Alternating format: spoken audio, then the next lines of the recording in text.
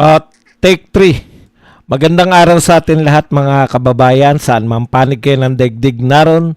Dito na naman tayo sa another episode ng ating vlogs. Badong Ratilis po. Pag-uusapan natin ngayon, ito po yung sinabi po ni Erwin Tulfo na hindi po siya papayag. Hindi po siya papayag na o tutol po siya na mag-imbestiga sila dito sa 18 ex-soldiers. Yan. Bakit daw? Kasi mali-mali naman daw pinagsasabi. Hindi na raw kinakailangan. Pag-usapan din po natin, ito po si Cielo Magno nagsabi na yung paglalantad dito pa rin po, kaugnay pa rin po, no? Wala reaction po ni Cielo Magno rito ay intriga lang daw. Intriga lang daw pero hindi kayang magpakulong. Iyan po ang sinabi naman ni Cielo Magno. At syempre, apo ni Cory, nag-withdraw na po ng kanyang impeachment complaint laban kay BP Sara. Okay. Dahil ba sinusuportahan niya na si BP Sara? Malalaman niyo po kung bakit nag-withdraw. At si Tito Soto po ay nagpapanukala na extreme overhaul yung DPWH.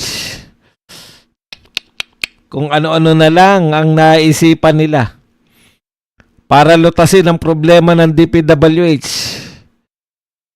I-overhaul na lang. Kapapalit lang po ng mga tao. Wala talaga. Itong gobyerno na to, walang malutas-lutas. Kahit na isang problema yata na dumating sa buhay natin sa gobyernong ito, walang nalutas kahit isa. Ngayon, meron na naman tayong problema. Yan pong gera sa Middle East, mukhang mas malawak po to. Hindi lang po isang bansa ang involved dito. Napakarami. Kulang na lang, baka parang ano na to, no? Sana naman po, hindi ito mauwi sa World War III. Yan po mga pag-uusapan natin, pero bago yan, kung bago ka pa lang dito sa ating channel, mag-subscribe ka na. Dahil ito lang ang tanging channel na may kinikilingan, may pinapanigan, una sa balita, uli sa impormasyon, kaya ano pang hinihintay nyo? Pindot na, okay. Unahin na natin tong apo ni Cory. Ito po si Kiko D, kasama po ng civil society na pinamumunuan po nito ni Kiko D, at ang kanya pong grupo na Tindig Pilipinas ay formally retract the second impeachment, no? Ito po ang pahayag nito ni Kiko D. As the petitioner of the second impeachment complaint against BP Sara Duterte, we have decided to withdraw our case. Palakpakan naman natin. Nag-withdraw na. Ibig bang sabihin, susuporta na sila kay BP Sara? Hindi po. Kaya po sila nag-withdraw. Tuloy natin. And lend our full support behind the third impeachment complaint containing the same grave allegation and substantial evidence as ours. We believe that impeachment process must proceed as the earliest possible time, free from procedural limbo and unnecessary legal delays that would otherwise obstruct the process. Dapat nang managot si BP Sara sa pandarambo at pang-abuso niya sa kapangyarihan sa lalong madaling panahon. Okay. So, malinaw po, kaya po siya nag-withdraw, hindi po dahil susuporta na sila kay BP Sara. Kung hindi, gusto nila po hindi na makaabala yung kanilang impeachment sa iba pang complainant para mas mapabilis daw yung proseso na si BP Sara ay ma-impeach na ng HOR. Alam nyo, ngayon ko lang po narinig, no? Na kaya ka nagwi-withdraw para mapabilis yung proseso ng impeachment. In the first place, bakit kayo nagsampa pa ng impeachment? No? So, pinapatunayan lang ng anak ni apo ni Cory na talagang ang ang sinampa nilang kaso ay pwede naman palang nilang hindi isampa. Ibig sabihin, kung talagang totoo sila, ibig sabihin po, yung pagsasampa po nila ng kaso, hindi po totoong kakaso-kaso. Kasi hindi ka magwi-withdraw kung naniniwala ka sa kaso mo eh. Bakit po gusto na nila, kahit wala na yung kinaso nila, gusto nila mag-proceed yung impeachment? Oh. Sa tingin nila siguro, walang kwenta naman tong kaso natin, baka ma-delay pa yung impeachment dahil dito. Ibig sabihin, hindi talaga sila seryoso sa kanilang ginagawa. Ang gusto lang talaga nila, mawala sa landas nila si BP Sara. May mga sinasabi kang pandarambong. Alam ng buong Pilipinas, Kiko D, apo ni Cory, alam ng buong Pilipinas, nakakarampot itong binibintang ninyong pandarambong kay BP Sara kaysa sa pandarambong na naganap dyan sa flood control projects at kasalukuyang nagaganap pa sa iba't ibang proyekto ng pamahalaan. Ang pinagtataka namin, kung totoo kayong seryoso sa laban sa pandarambong, bakit hindi kayo nagsampa na impeachment kay BBM? Bakit hindi kayo kumikibo sa usapin ng flood control project? Hindi kayo kumikibo dito sa 18 Marines, ex-Marines na lumantad. Hindi kayo kumikibo sa mga laban o hindi kayo gumagawa ng hakbang laban sa mga pinaghinalaan ng mamamayang Pilipino ng mga mastermind ng pandarambong. Yan ang mga katanungan natin. Kaya po, purely lahat ng hakbang ninyo, hindi po totoo na naniniwala kayo sa impeachment nyo. Ginawa nyo lang po yan para ma-eliminate nyo si BP Sara. Aasa lang kayo sa mga politiko na kalaban ng mga Duterte para maitawid ninyo yung impeachment laban kay BP Sara. Yun po yung ginagawa ninyo. Kahit walang katuturan, kahit wala kayong bilang, sampa lang ng sampa ng reklamo, baka may makatsamba kayo. Kasi kung totoo yung mga isinampan yung reklamo, bakit nyo i-withdrawin?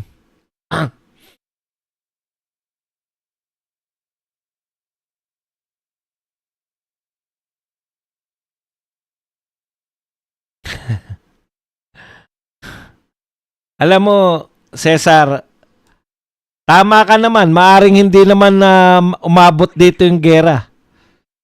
Natatakot po ako para sa mga kababayan natin na naroon po sa Middle East. Hindi mo ba nabalitaan, Cesar, na maraming Pilipino doon? Wala ka bang kamag-anak doon? Halos lahat tayo may kamag-anak na OFW. Imagine niyo na lang, hindi man sa Middle East, sa ibang bansa man, ganun din po ang sasapitin nila pag nagkagera. Okay. Punta na po tayo rito sa ano. Ayan lang po yung topic natin dyan kay Kiko D. Ang punto ko lang, ginagawa po nilang laruan eh. Meron ba nakita kayo na seryoso na magwi-withdraw ng kanyang ikinaso kay BP Sara para daw mapabilis? Kalokohan po yun. Hindi sila seryoso talaga. Yun lang ang gusto nila, wag makatakbo si BP Sara. Okay, punta na po tayo rito sa medyo seryosong usapin. Ipaalala lang po natin, yung paglantad po ng ex-Marines, meron pong affidavit, meron pong notaryo. Hindi po pwedeng sabihin ninyo na ito ay hindi totoo. Hindi po pwedeng sabihin ninyo na fake news. Kasi nagnotaryo po sila, yan po ay ebidensya. Affidavit at notaryo. So lahat po na nagsasabi na fake news yung 18, Wala na pong paggalang sa ating sa ating batas dito sa Pilipinas. Ipinagpapalagay mo pag ikaw pumirma diyan na totoo 'yan. Unless na ma-prove nito nila Erwin Tulfo na hindi totoo. Paano nila mapoprove? Ayaw naman nilang imbestigahan. Okay. Ayon po kay Tulfo, bakit niya ayaw imbestigahan? Tandaan nyo malaki po ang papel ni Erwin Tulfo sa Blue Ribbon. Kung hindi ako nagkakamali, hindi pa po siya napapalitan bilang vice chairman ng Blue Ribbon Committee. Di ba? Blue Ribbon kayo Kaya dapat kayo talaga yung nangunguna dyan. Pero basahin muna natin yung mga sinabi ni Erwin Tulfo.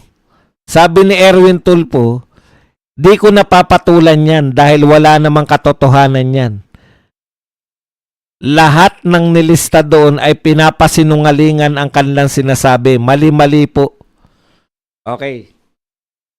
Hindi nyo po pwedeng pag sinabi nyo lang na hindi totoo yan, hindi na totoo. Di po ba?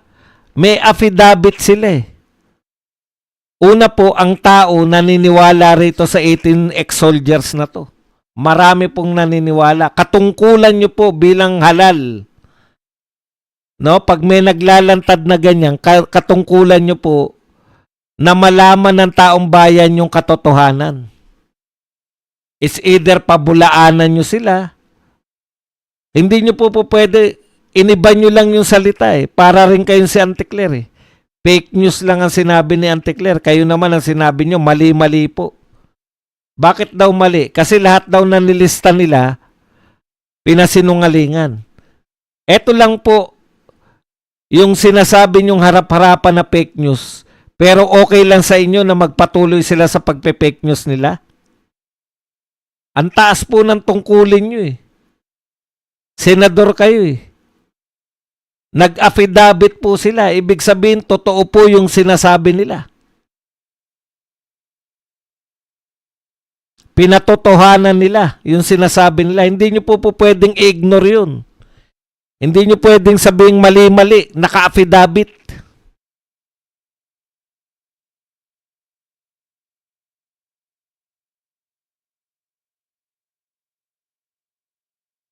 Di ko napapatulan yan dahil wala namang katotohanan. Mas lalo nga dapat yung patulan para maitama ninyo. Okay. Ano pa ang kanyang katwiran? Problema kasi magiging parang sarsuela na naman yan. Telenovela. The Senate can only investigate in aid of legislation. We are still talking about accountability. Ang problema, nauubos ang oras sa pag-imbestiga. Ngayon lang po ako nakaranig ng mga senador na ganito po mag-isip. Nauubos daw yung oras sa pag-imbestiga. Ano po ba gusto nyong gawin nyo sa Senado? Wala kayong gawin? Trabaho nyo nga mag-imbestiga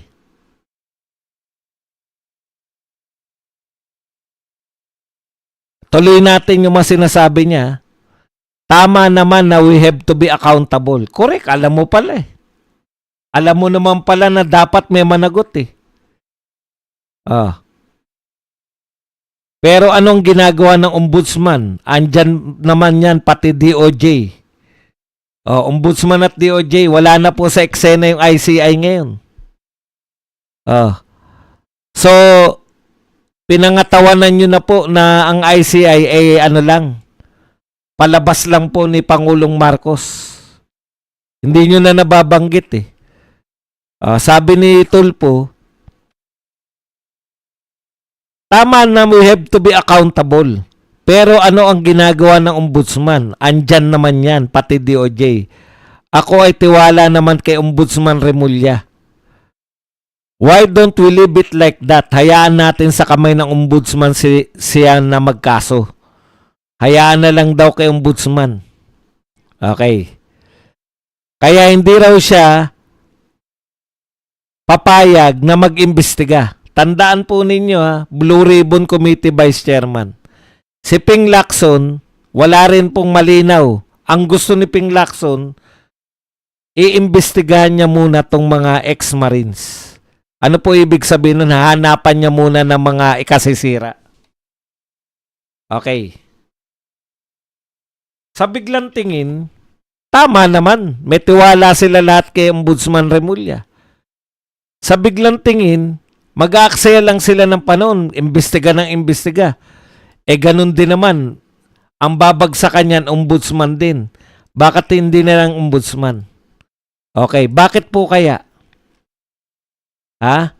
Bakit po kaya? Kasi po, hinalal kayo na senador. Bakit po kaya? Kasi tinanggap mo yung pagiging vice chairman ng Blue Ribbon Committee. Bakit po nyo kinakailangan mag-imbestiga? Kasi Blue Ribbon Committee kayo. At vice chairman ka. Badong, bakit nga? Di, alamin natin, ano po ba ang primary task o ano po ang pangunahing tungkulin ng Blue Ribbon Committee sa Philippine Senate? Ano po ang kanyang pangunahing tungkulin? Basahin po natin, ha? The primary task of Senate Committee on Accountability of Public Officers and Investigations, popularly known as the Blue Ribbon Committee. Teka, ha? Ulitin natin yung tunay na pangalan kasi palayaw lang yung Blue Ribbon eh. Ano yung primary task? Sa pangalan pa lang, alam nyo na kung ano po ang primary task niya. Ang pangalan po niya, Senate Committee on Accountability of Public Officers and Investigations. Sige, tuloy natin. The primary task of Blue Ribbon Committee is to investigate alleged wrongdoings, corruption, and mismanagement by the government and its officials. Ano daw? Ano daw yung pangunahing tungkulin ng Blue Ribbon? To investigate alleged wrongdoings. Mag-imbestiga ng mga maling ginawa. Corruption. Mag-imbestiga ng korupsyon. Mag-imbestiga ng mismanagement ng mga gobyerno. Wala, ang pangunahin nyo pong tungkulin ay mag-imbestiga. Paulit-ulit ako rito eh.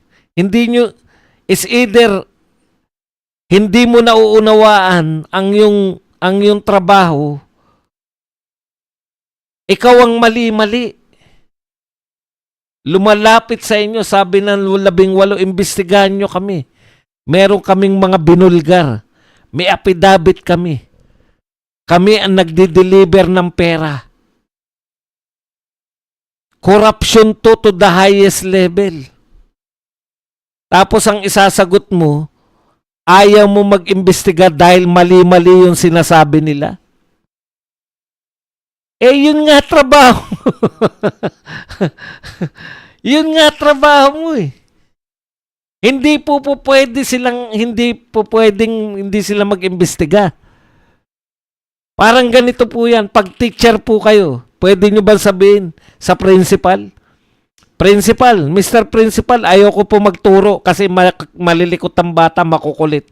Hindi po ako magtuturo. Pwede niya ba sabihin yun? Yun yung trabaho niya? Hindi raw siya, papasok siya sa eskwelahan pero hindi siya magtuturo. Hinire ka para magturo eh. Ganon din ikaw, Erwin Tulfo. Hindi mo po pwedeng sabihin na ayoko mag-imbestiga. Paubaya na lang yan sa mga ombudsman. Tama po yun. Trabaho po ng ombudsman yan. Pero hindi nyo po siya sakop eh. Hindi nyo po siya pwedeng utusan eh. Tama po yan, trabaho po ng DOJ, pero hindi nyo siya kasakop. Hindi nyo siya pwedeng utusan. Separate kayo eh. Para mo sinabi sa Comelec, huwag kayong makialam sa eleksyon. Yun ang trabaho nila eh. So basically, hindi mo alam ang trabaho mo, Erwin Tulfo. Yan ang katotohanan. Kung hindi kayo mag-iimbestiga sa korupsyon, sino mag-iimbestiga?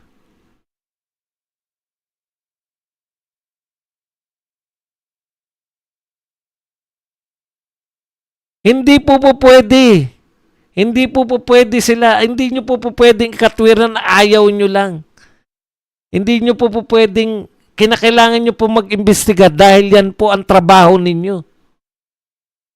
Secondary lang po yung trabaho ng ibang committee na ano ng batas. Yung primary task ninyo, kayo lang po ang tanging committee na ang inaasahan sa inyo mag-imbestiga na mag-imbestiga.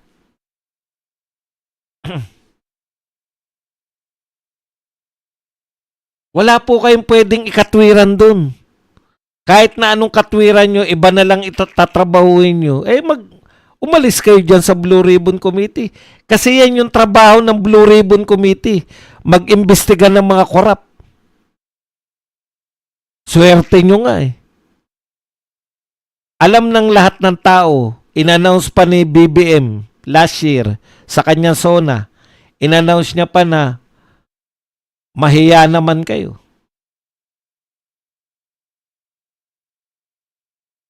Hindi nga po pwedeng manahimik. Pag nanahimik po yung Blue Ribbon Committee, hindi po sila nagtatrabaho. Bakit po natin sila pinasasweldo bilang mga senador? Kung yung trabaho nila hindi nila gagampanan. Tinututulan nyo yung paggampan ng trabaho. Anong kakatwiran nyo na nariyan na may ombudsman? Dati nang may ombudsman. Tumakbo ka pa rin senador. May ombudsman na. Kinuha mo pa rin yung Blue Ribbon Committee. Oh, tapos ngayon ikakatwiran mo.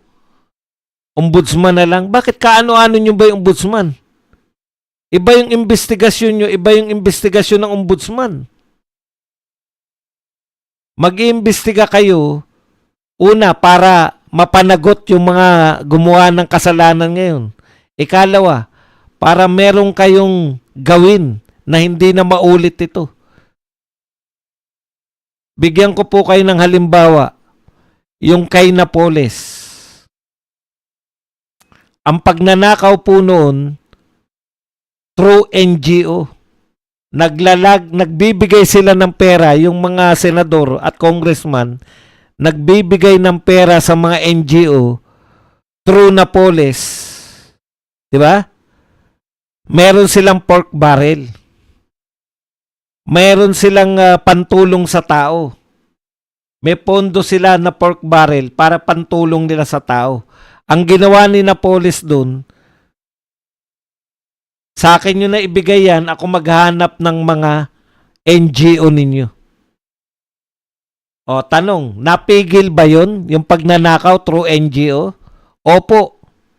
Kasi nag-imbestiga yung Blue Ribbon Committee. Una nilang rekomendasyon, ipakulong yung mga involved na mga government official. Kaya nakapagpakulong tayo ng 3 senador. Naintindihan nyo? Sino nagpakulong, sino nagrekomenda nun? Blue Ribbon Committee. Sa pamumuno ni TG Ginggona, yung anak ni Ginggona. Oh. Tapos, nagrekomenda rin sila na busisiin ang mga NGO. Kasi, pinanggagalingan niya ng korupsyon. Yung pagtatayo ng mga NGO. Ngayon, wala nang NGO ngayon na kumukuha ng budget sa Pilipinas. O, di ba?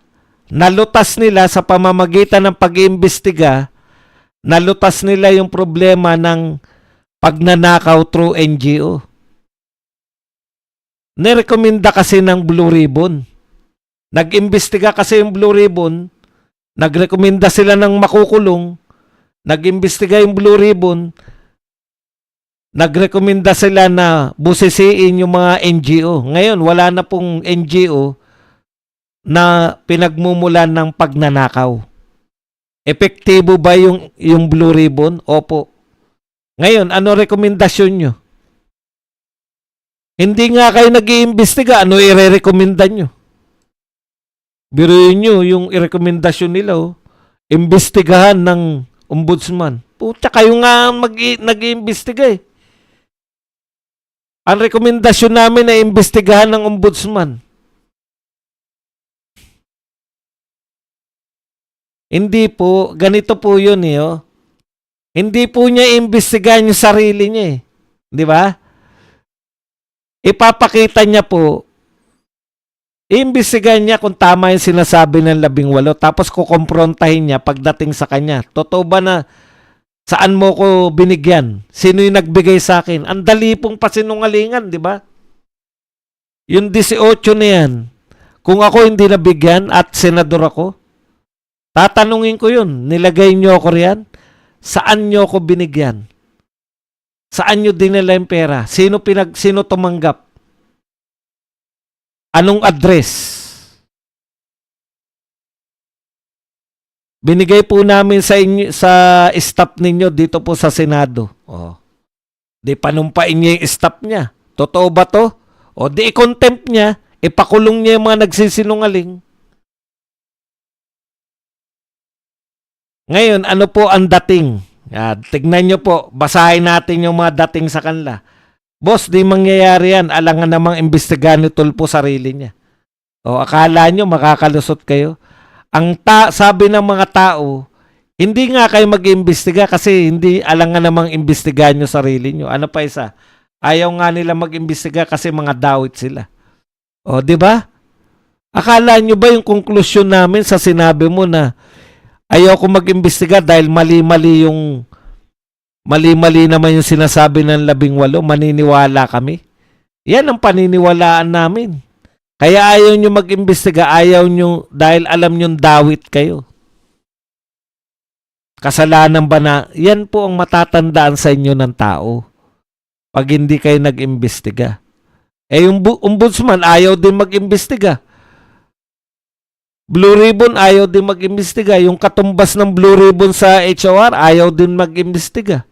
Eh sino mag-imbestiga? ICI wala na. Sino mag-imbestiga?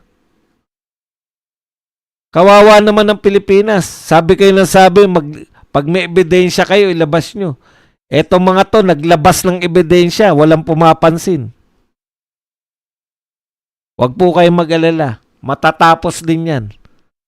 Tsaka sila mapapansin pagka tapos na.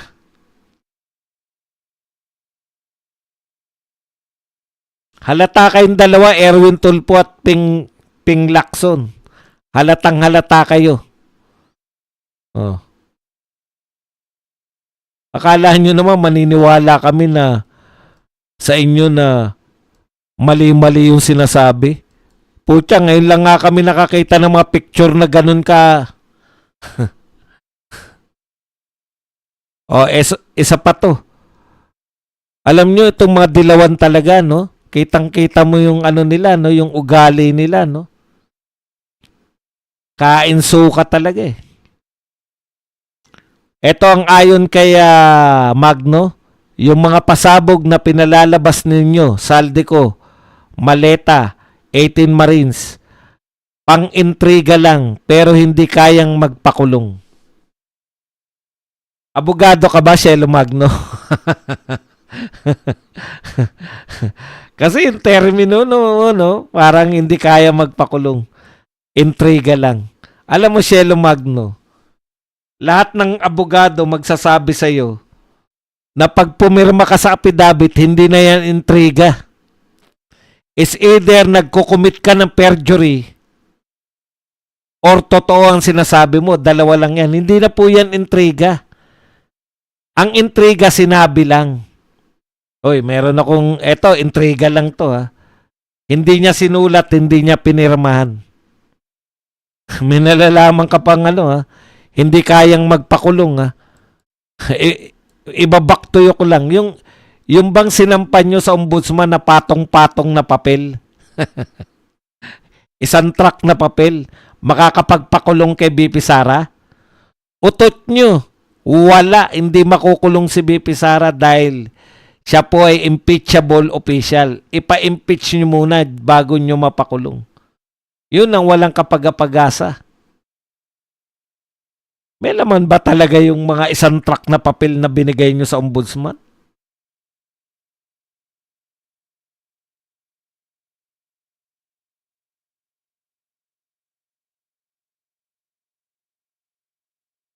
Juan Lai Chua. Alam mo, one lie. Hindi ko alam kung saan mo nakuha na si Marcoleta nga. Kaya nga akala mo lang di ba? Pag sinabing akala, mali talaga yun. Huwag ka kasing kung saan-saan nanonood. Dito ka manood. Walang chismis dito. Paano yung mga totoo dito? Shelo Magno, paano mo sasabihin na intriga? Intriga lang. Ang intriga lang, walang apidabit. Panglaban nga ba sa korap o pagmamadali lang para makaupo sa pwesto? Ayan na naman kayo sa pagmamadali. Gusto na naman nilang palabasin, nagmamadali na naman si BP Sara na maupo sa pwesto. Hindi peke si BP Sara. Kung nagmadali yan, presidente na yan ngayon. Kung gusto nyo palabasin na atat siya, presidente na siya ngayon. Hindi kayo maniniwala, di ba? Talagang ganun. Mahirap kayong papaniwalain. Ang dali nyo maniwala kay Marcos. Ang dali nyo maniwala sa mga kakampi ni Marcos. Pero yung katotohanan, hirap na hirap kayong Ayan, no?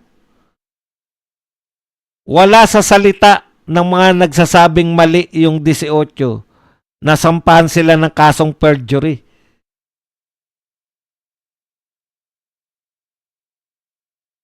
Pwede nyo nga i-contempt yan pag nalaman nyo nagsisinungaling. Ikaw, Shelo Magno, wala ka na sa hulog. Alam mo, hindi ka lang nabigyan ng pagkakataon na maging spokes, pero yan ang tendency mo magsinungaling para sa mga anti-Duterte.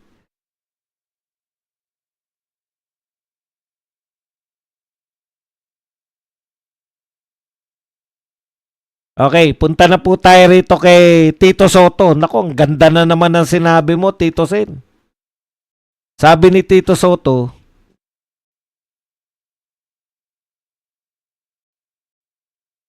asa na ba si Tito Soto? Ito po. Kinakailangan daw ng extreme overhaul ng DPWH. Alam niyo po, ang kinakailangan po ng DPWH, makasuhan po yung mga tauhan nila. Mapakulong nyo yung mga magnanakaw sa DPWH. Kung ano-ano mga panukala mong, kung ano-ano yung mga panukala nyo overhaul. Pakulong nyo yung mga magnanakaw sa DPWH. Titinuyan. Nakulong Patapos na yung termino ni BBM. Hanggang ngayon, naghanap pa kayo ng mga overhaul. Panay diversion lang yung gusto nyo. Wala nang pumapatol dyan. Narinig nyo ba na may pumatol sa anti-dynasty bill nyo? Narinig. Simple lang po. Para daw malutas yung problema sa DPWH overhaul. Bakit nalutas nung panahon ni TG Ginggona? Hindi ko alam kung sino ang Senate President nun. Malamang si Enrile. Bakit nalutas nila yung problema na nakakapagnakaw yung mga politiko through NGO? Alam mo kung bakit? Nag-imbestiga sila. Ang Blue Ribbon Committee nag-imbestiga. At nakita nila na nakakapagnakaw yung mga tao sa gobyerno, senador, congressman, partikular yung senador at congressman, dahil ginagamit nila yung mga NGO.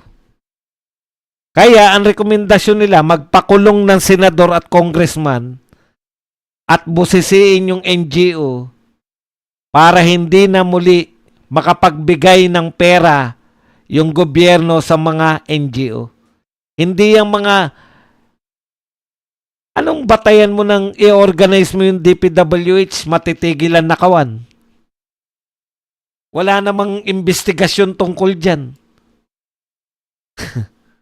Hindi kayo nag-iimbestiga, hindi kayo nagpapakulong. Tapos iisipin nyo, panibagong batas.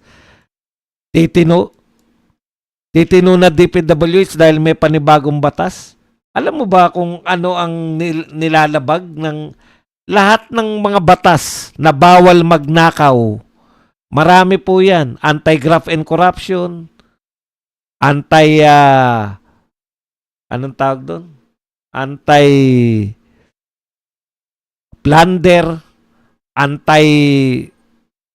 meron pang money laundering, anti-money laundering.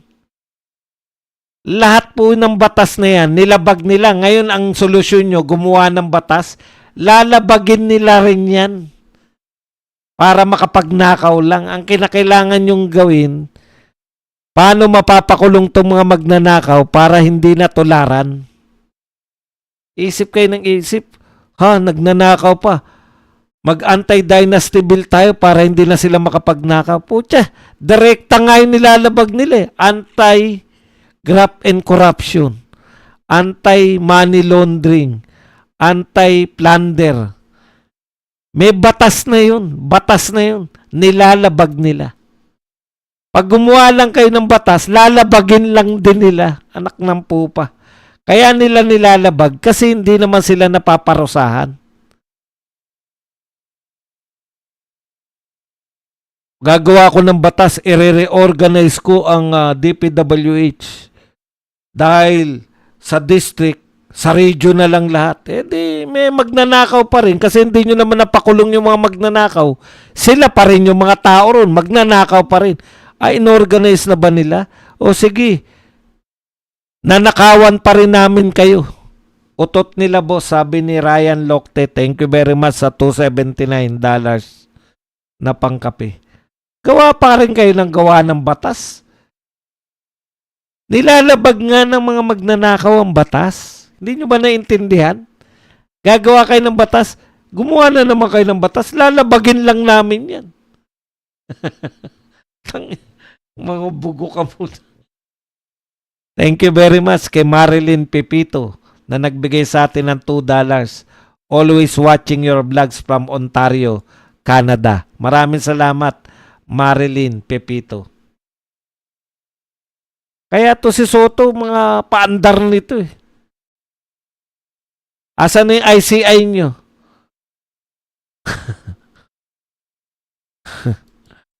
Asan yung ginawa ninyong batas para patatagin yung ICI? Wala na rin, hindi pa rin ipapasa. Yun po yan eh.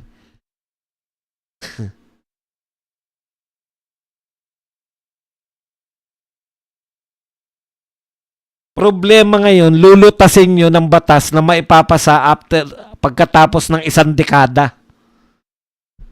Mga sogi-sogi bill na yan hanggang ngayon. Hindi na papasa. Anti-diverse law, ang daming niyang batas na hindi maipasa-pasa eh.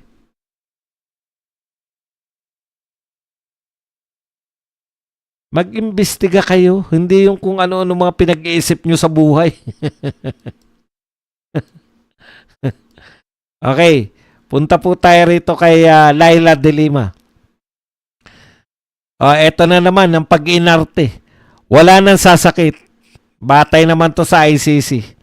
Wala nang masasakit at lulupit pang trahedya sa mauulila ng anak. Kawalan ng puso at konsensya ang ituring lang silang collateral damage.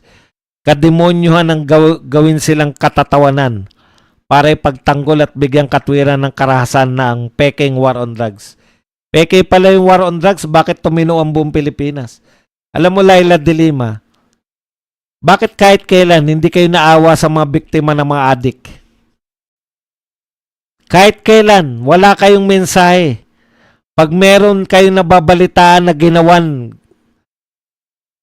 ng mga addiksyonis ng pambababoy, pinatay ng adik, pinagsamantalahan, wala kayong reaksyon na ganyan. 5 taon gulang, nangaroling. Wala silang hindi sila po pwedeng, hindi kawalan ng puso at hindi masakit yun na nawalan ka ng anak dahil sa mga adik. O yung mismong adik. Naawa rin ako, di ba? Doon po sa nakulong na balitang-balita. Nakulong yung mga pinagtatanggol ni Father Flavi na small time na drug na tulak. Tapos yung anak niya, pinayagan po siya para makipaglibing sa anak niya na tinigok ng mga adik. Nakakaawa.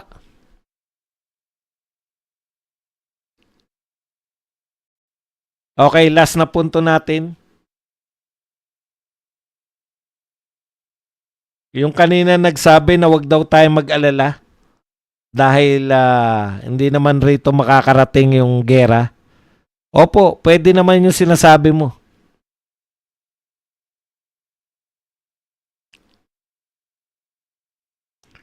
Pwede naman yung sinasabi mo na hindi makakarating dito yung gera. Hindi lang naman po yung kinatatakot natin. Marami pong Pilipino, kahit saang parte ng mundo may Pilipino. May mangyari sa Israel, merong damay na Pilipino.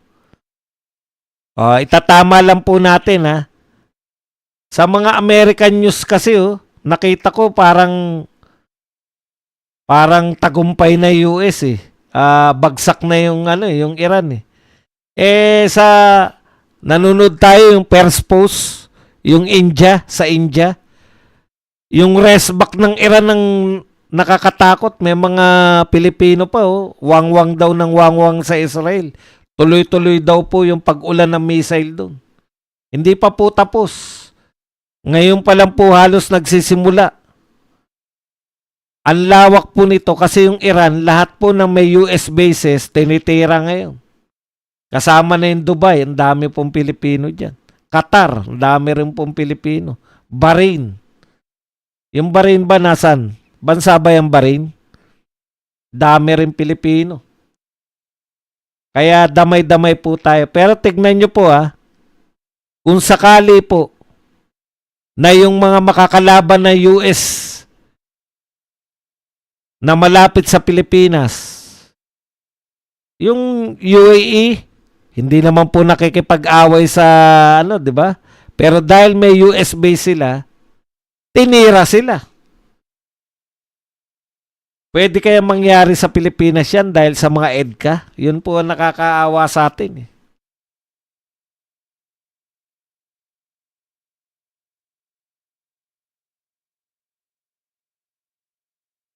Kaya wag nyo pong nung mga nagdaang gera dyan, di ba? Marami pong nadamay dyan, mga desert storm na yan. Yung paglusob nung sa Kuwait, ang dami pong Pilipina dyan.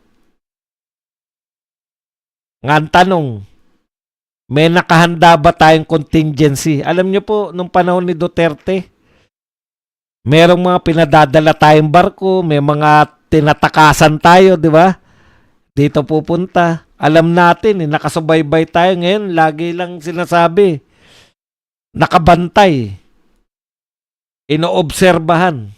Wag naman po sana. Sana po, wag naman pong lumala ng tumagal ng matagal ng panahon at natrap ng mga Pilipino doon. O palagay na natin na nailigtas natin. Yan po ang susunod na problema natin. Saan naman po magtatrabaho yung mga, kunwari po, lumala. Nailigtas man natin sila pag uwi sa Pilipinas, saan naman po sila kukuha ng paghanap buhayan? Mainit talaga ngayon dahil namatay na yung leader nila si Khamenei. Dami ng rally. Meron ding natuwa. Meron ding mga galit na mga Iranian. Mas marami rally ng mga galit eh.